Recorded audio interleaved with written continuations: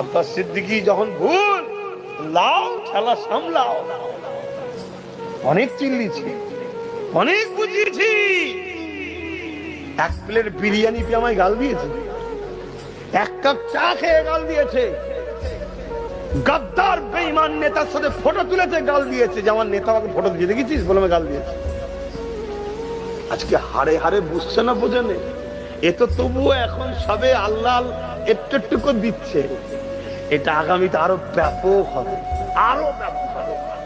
কেউ তোমাদের পাশে নেই, একটা কেউ নেই।